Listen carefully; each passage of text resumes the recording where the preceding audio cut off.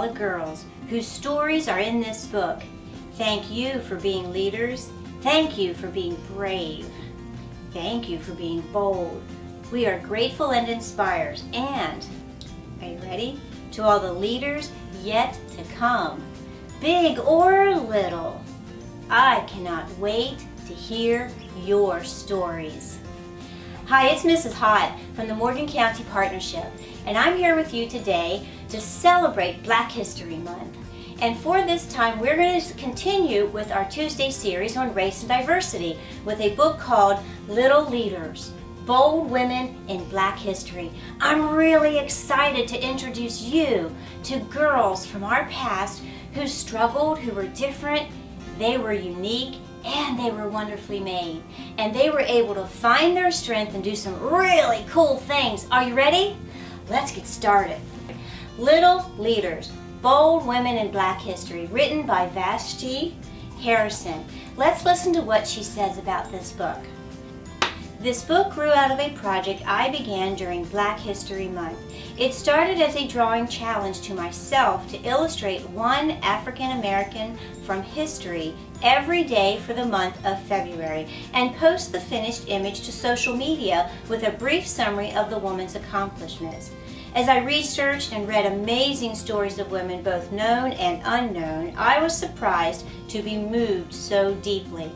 As a Black woman, I have studied the history of my people, but never have I felt this connected to the beauty and the passion behind their boldness. Whether they were fighting for their families or for social justice, or daring to become an artist or an astronaut, each one of these women broke barriers for those who came after her. That's you and that's me, right? And they used their differences to be bold and to be leaders. We can do that too. Let's listen. In a society where being Black and female meant being an outsider or sometimes even invisible, these women who dared to go after what they wanted, to demand what they deserved.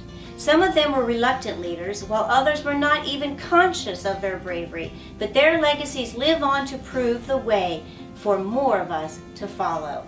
Many of them didn't set out to be pioneers, but all of them were, and we can look to each one of them for inspiration.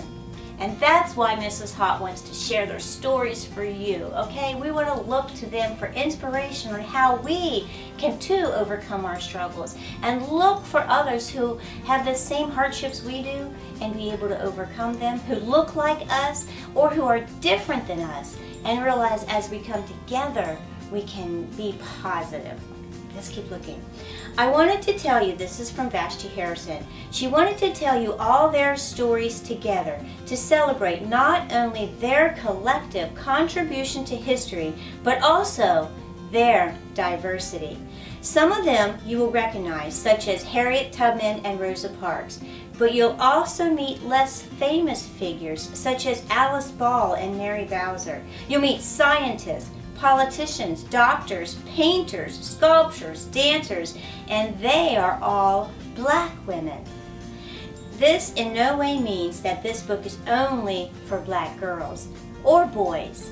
I hope readers of every background find these stories compelling and inspiring, but I did create it with them, my younger self, in mind.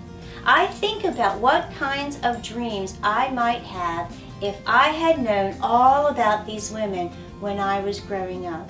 If I'd known that so many people who looked like me and had done such incredible things were able to. To be able to see yourself in someone else's story can be life-changing. Let me read that again. To able to see yourself in someone else's story can be life-changing. To know that a goal is achievable can be empowering. I hope that anyone who reads these biographies, whether or not they look like these little leaders, is inspired to go after the things that they are passionate about. Oh, it gives me goosebumps. This collection includes only a handful of the countless bold Black women who have done extraordinary things and lived incredible lives. With these mini biographies, I hope to spark your interest and encourage you to find out more about them and the women who have followed in their footsteps. It could be you. The Little Leaders are here to guide you on this journey through history. I originally envisioned them as little girls serving as stand-ins for these famous women. That's why they're little. But as I've started sending them out into the world, they've become bigger than I could imagine. I designed them to be interchangeable because I want you, the reader, to see yourself in any one of them and to feel their strength and their possibility in you. With every turn of the page, you'll discover a new bold woman who changed history. Let them inspire your future too. Are you ready? Are you ready, Positive Actions? Let's take a look at some of these. Mrs. Hott wants to share them with you and celebrate these women.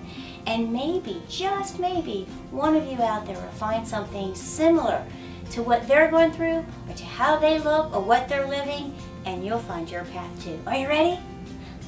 Let's get started.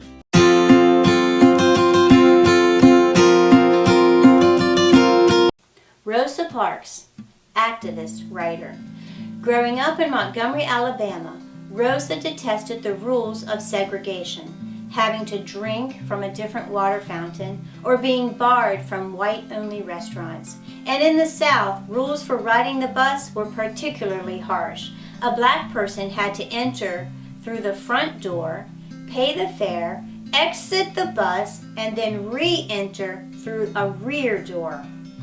Each bus had 3 sections: whites only section in the front, Black section in the back, and an overflow section in the middle. If the middle was empty, a Black person could sit there. But if one white person wanted to sit in the middle, every Black person would have to get up and stand in the back of the bus.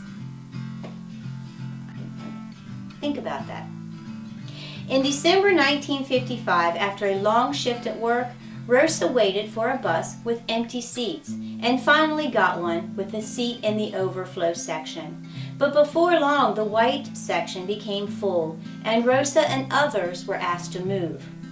Enough was enough for Rosa. She refused to relinquish her seat. The bus driver filed charges. Rosa was arrested and jailed. She used her one phone call to contact her friends at the National Association for the Advancement of Colored People, NAACP. Rosa was not the first person to fight these laws, and it wasn't even her first time. She had been arrested previously for defying bus rules. But her protest ignited a reaction that caught the attention of the whole country. Martin Luther King Jr. called for a boycott of all public transportation in Montgomery. The Montgomery bus boycott was a key event of the civil rights movement, and it set off a chain of reactions of protests across the United States. The boycott was ultimately successful, and in 1956, the bus system was integrated. Yes! But there was still a long way to go for the fight for civil rights. So Rosa continued to work with the NAACP and the Black Power movement throughout her whole life. Thank you, Rosa Parks, for being bold and alive.